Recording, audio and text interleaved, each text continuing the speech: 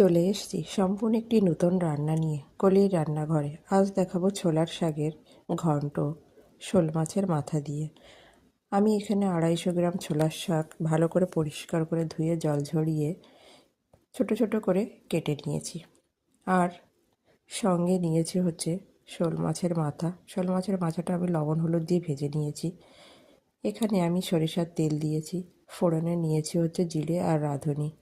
শাকের জন্য রাঁধুনি, মাছের জন্য জিরে, তাই আমি দুটোই ব্যবহার করেছি। ফোড়নটা হয়ে গেলে পরিমাণ মতো লঙ্কার পেস্ট, হলুদ আর লবণ দিয়ে একটু হালকা নাড়াচাড়া করে নেব। আমার রান্না যদি ভালো লেগে থাকে তাহলে একটা লাইক, কমেন্ট, শেয়ার করার অনুরোধ রইল।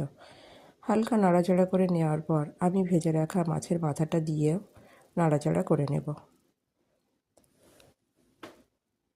মাছের মাথাটা দিয়ে নাড়াচাড়া করে নেওয়ার পর বা ভেজে নেওয়ার পর আমি এখানে কেটে রাখা শাকটা দিয়ে দিলাম।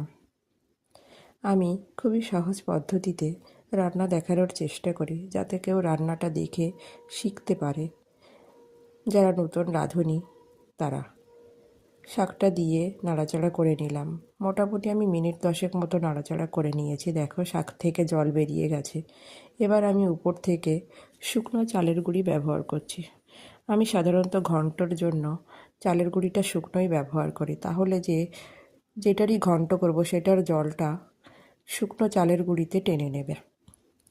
চালের গুঁড়িটা দিয়ে আমি নাড়াচাড়া করে নেওয়ার পর উপর থেকে একটু ভেজে রাখা জিরের গুঁড়ি দিয়ে হালকা হাতে একটু নাড়াচাড়া করেই নামিয়ে নেব। নামিয়ে নিলেই রেডি। গরম গরম ভাতের সঙ্গে খেতে কিন্তু খুবই সুন্দর লাগে। আমার রান্নাটা যদি ভালো লেগে থাকে, আবারও বলছি, একটা লাইক, কমেন্ট, শেয়ার করার অনুরোধ রইল। হ্যাঁ, খেতে কিন্তু সুন্দর হয়েছে।